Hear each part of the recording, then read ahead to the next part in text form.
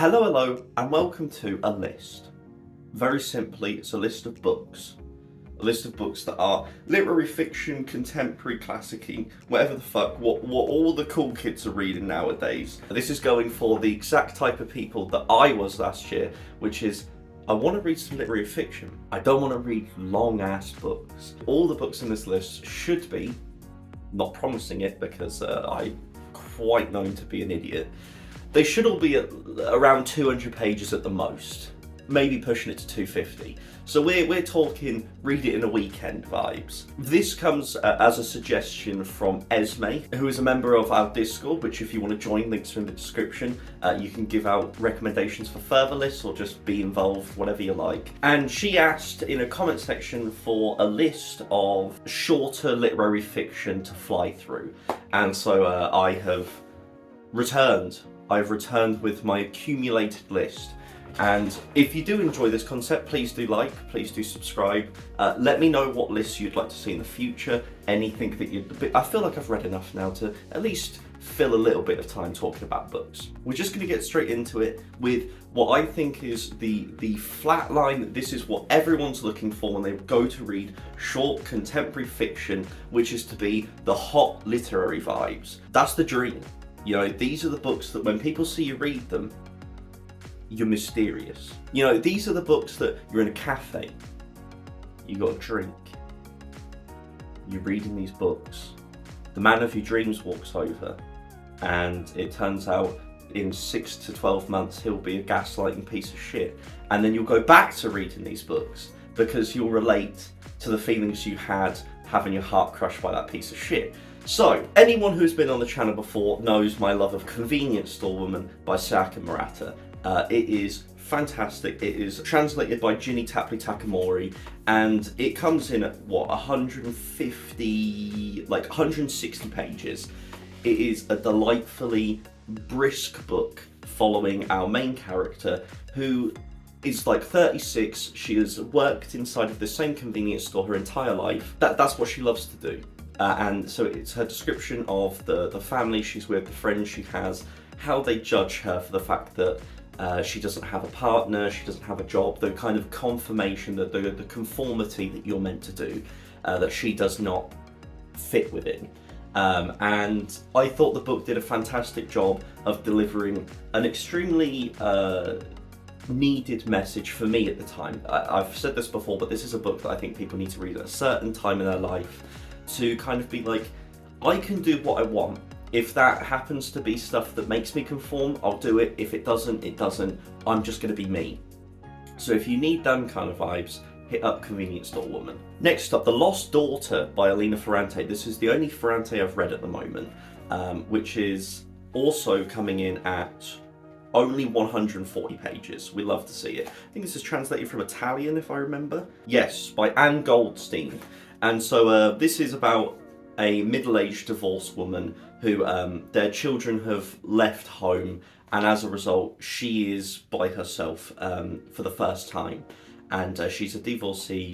Her children have left, and she is going on holiday, and it's about her holiday, and you kind of start piecing together some things about them that are questionable. You start thinking, oh, I went from relating to I'm not sure how I feel.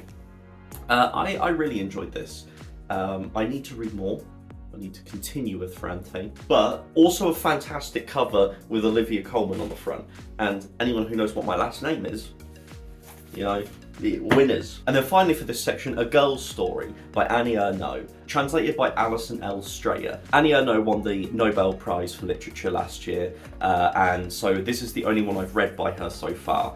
But this was absolutely brilliant. It is, I think, coming in at 143 pages long.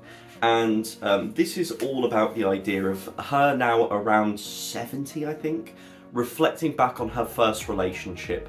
It was a manipulating relationship. She's just come to this like camp where she's a camp leader, and she falls in love with this older camp leader, and he has absolutely no care for her at all. She is a blip in his vision. However, for her, she has lost her virginity to him. She is she feels like she's given herself to him, and as a result it's her reflecting on who she was at the time, not judging herself, just relaying what she was doing, who she was, how she felt. Once again, brilliant. In a world where there's fucking old people who are looking to groom fucking children, this is a great book to kind of be like, cautionary tale, beware. Or if it has happened to you and you read it, you're like, oh yeah, I understand this. I thought it was absolutely brilliant, 100% recommend. All three of those as well, translated. So if you also want to be a hot literary girl that reads translated fiction, need I say more? To parallel to the literary hot girl,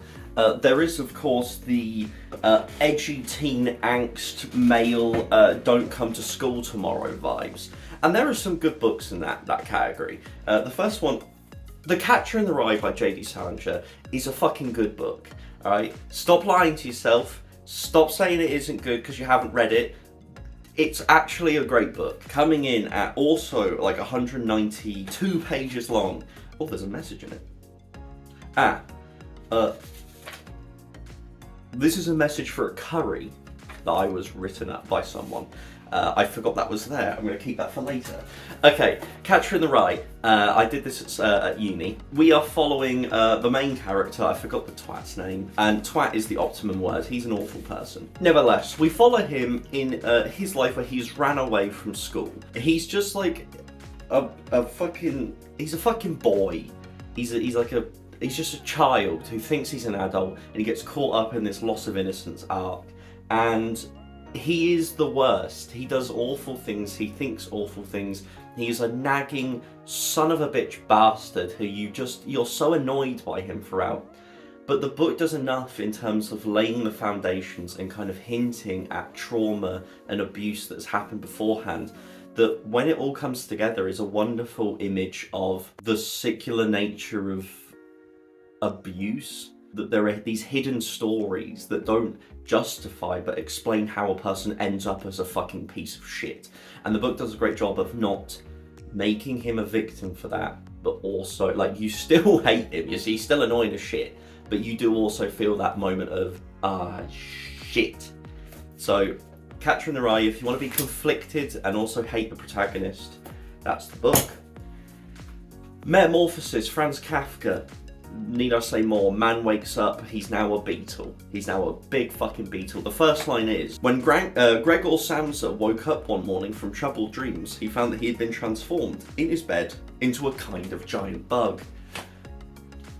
You're either on board after that sentence, or you've closed the book. Make of it what you will. It's just the story of this guy. He's like a young salesman who is woken up as a bug. And as a result, it's kind of the story of how he's overworked, about the idea of depression. It's very good. I would 100% recommend that as well. And it's also super short, coming in at like 95 pages long. And finally, George Orwell's Animal Farm. It's the allegory of communist Russia, the Russian Revolution. It is where these animals are sentient and can talk, and they overthrow the humans that are there and set up this kind of utopian visage of what a animal society could be, and then it slowly starts being corrupted and changed. And it's all about the idea of totalitarianism and yeah. It's a great book. I've read it probably going on 5 or 6 times now. I read it a lot as a teenager. I was that edgy kid who was reading Animal Farm every week. And then I've reread it twice in the last like 2 or 3 years because I had to do it for uni as well. Oh, for all you football fans out there, I know there's a lot in the audience. You know, there's a big crossover between people who read hundreds of books a year and football fans. Nevertheless, I am one of those people, and as a result, Panenka by Ronan Hessian has to be on this list. It is such a good book. It is only 160 pages long, and it follows the story of Panenka, who, it's not his real name. He is a man who is now 50. 25 years ago, he was playing in a match of football. Massive in this town is the whole town is focused on this football team. And in a massive match, he did a panenka, which is where you chip the ball in a penalty down the middle to trick the goalkeeper, and he fluffs it hard, and as a result, he's ostracized from this community. Everyone makes jokes about him, his name becomes Panenka. He cannot escape the mistake he made 25 years ago. And we follow him just living his daily life. He's got his daughter, his grandson, and he's just meeting people, having relationships with people, be it platonically, in an intimate way, whichever it is. And this book has some of the most stunning writing I've ever read, that it punches you so deeply. It squeezes your heart. I will never stop recommending Panenka. Just because it has football in it should not put you off this book. It is one of the most emotionally charged reads I've read. It is all to do with, like, especially for if you are a man in England, especially, I would, or like United Kingdom, should I say, 100% recommend this, because the town is called Seneca. It's named after, of course, Seneca, the playwright and philosopher, and it has that, his stoicism, that like the idea of these characters are repressing their emotions, and you feel that, like, anyone who's grown up in the United Kingdom who has been involved in football knows these men who shove their emotions down and just cradle them and never let them out, and or they do it in very bad ways. But yeah, Panenka, brilliant piece of work. I didn't say as well, but that was also under the category football fans who don't hit their partners. The next category is, I'm going to use a real life example, which was that yesterday I opened the door for someone and they came through, they were probably like mid-20s, wearing a full suit and a fedora, and rather than saying thank you, my man literally did tip his fedora to me, and he probably, when he lifted it up, saw my mouth, like, because I could not believe I actually saw a human being do that. So this is the Gothic Cool Kid. This is the fedora tipping son of a bitch. And as a result, we're going pure Gothic vibes. So Dr. Jekyll, Mr. Hyde, picture of Dorian Gray. I'm doing them both at uni this term. I feel like everyone's heard of Dorian Gray, everyone's heard of Dr. Jekyll, Mr. Hyde, so I'm not going to go into it. They're both wonderfully atmospheric. I would prefer to read Dorian Gray purely because Dr. Jekyll, Mr. Hyde, the book it's a twist, the idea of Dr. Jekyll, Mr. Hyde. So the book doesn't have the same oomph that it does, because you know where it's leaning to, and the twist has no impact because you're like, I knew that. So that is still a good read. However, it doesn't have the same kind of cutting edge that Picture of Dorian Gray still does have. It's incredibly funny, incredibly fucked up. I love reading despicable characters. They are doing some terrible, terrible things, and we love a good corruption arc. There's nothing better. You can also get it in a very nice Penguin Classic that feels fantastic to hold in your hands, and that is just over 200 pages long. So, 100% recommend it, 100% recommend it. I also don't have it here, but I did have it on my list, was Ocean at the End of the Lane by Neil Gaiman, because that is super atmospheric, super short, hits a punch, super accessible writing. I would 100% recommend Ocean at the End of the Lane as well. It's also Grace's one of her favourite books, so it would be remiss not to have it on the list. The next one is a You're in the Mood to Be Destroyed / You're on an Active Watch List. For anyone who's been a fan of the channel does not need to, they won't be shocked that The Bluest Eye by Toni Morrison is on that list. It's one of the best books I've ever read. Also super short, coming in at I think 173. This follows the life of a black family in a lower socioeconomic 1940s Ohio family. It is all focusing on the idea that Pecola wants to have blue eyes. She sees blue eyes as a kind of purity thing. There is a relationship with the idea of beauty standards, white beauty standards, and how in this society it's the idea that if you are constantly told that beautiful is young, white, blue eyes, blonde hair, and so if you don't have that, you're not being told that you're ugly, but you're being told that you're not beautiful. And as a result, that starts building, it sets the foundations for internalized hatred. And it is this heartbreaking book. I would put for all of these books, put every single content warning there is. especially around sexual abuse, violence, domestic abuse, everything. Just beware. Nevertheless, it is one of the best written books I've ever read.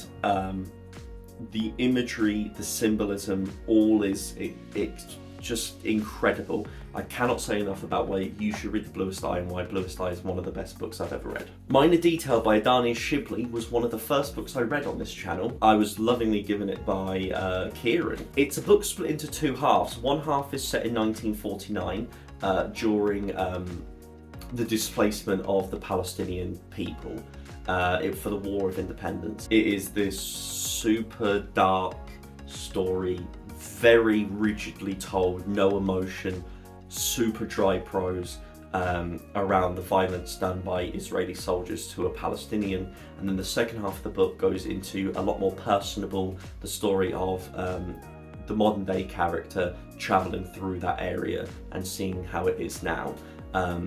In terms of, this is also translated by Elizabeth Jaquette, and yeah, anyone who is interested in or sympathetic to the Palestinian cause, this is a fantastic book and a great way to kind of learn more. It's a super interesting writing technique that's used in the splitting of the two halves. It creates a kind of a distancing effect that is very unsettling. Flowers for Algernon by Daniel Keyes is a sci-fi classic. It's also just a classic. It's one of the best things I've read in terms of the writing style. It's about a guy who is lower IQ'd, who is given an experimental treatment to become smarter, and his relationship with a rat who was originally given that same dosage before, and the kind of relationship between them, his relationship with other people. The writing style is incredible in the sense that when it starts, the character is not aware of how to spell a lot, is not aware of how punctuation works and everything. And so as the book progresses and he becomes smarter, those things start to be incorporated. And not only on a superficial level in the sense of inserting different forms of punctuation, etc., but it also introduces metaphors and similes as their mind, their consciousness is able to grasp larger constructs. It's such a beautifully written story that will crush you by the end of it. So that is one to watch. Han Kang is a demon for dark stories. Absolutely horrifying. I read The Vegetarian originally. I enjoyed probably 2/3 of it, and then the last third wasn't the biggest fan of. However, the writing was gorgeous, so I did pick up Human Acts and enjoyed this a lot more. Vegetarian is about a character who would have thunk it, decides to become vegetarian, and the family reacts very poorly in Korea. There is, once again, horrible relationships. The interesting thing is that this is a woman's story about her becoming vegetarian, but it's told, at least the book is split into thirds. The first third is told from the point of view of her husband, so it's her story being filtered by this man. And I think that's such an interesting narrative framing device. It's a brilliant choice, and that set me on such a good path that then unfortunately I didn't quite get the resonance at the end. But then Human X is set after the real-life student uprising in South Korea in the 1980s that was violently put down, and we follow a character who has been killed and is trying to find their body. They are a ghost trying to find their body. We also follow their best friend who is also trying to find their body. We follow a lot of different characters. The book is told in first, second and third person. It's a confusing blur because it's representing what that moment is. They're representing the idea of an aftermath of this destructive, disgusting act that has never been accounted for properly. And it was extremely, extremely brutal. And they are both translated by Deborah Smith. And so Human Acts starts with an introduction by the translator, which was fascinating in terms of what they were focusing on, what they were hoping to convey in terms of translating from Korean. I would 100% reading that as well. If you're interested in translated fiction, it's a great little essay on it. And so here we are. We're going to do a quick thumbnail. I'm joking, that's not actually going to be the fun now. Nevertheless, that is the list of books that we have come up with, and I'm pretty happy with them. They're all bangers. So, Esme, let me know if you can actually read any of these. If not, fuck it, maybe someone else will pick a book out. I hope you did enjoy. Please do like, please do subscribe. I will be making more of these. Let me know any lists that you'd like me to make in the future. And as always, have a nice rest of your day. That'll do, donkey. That'll do.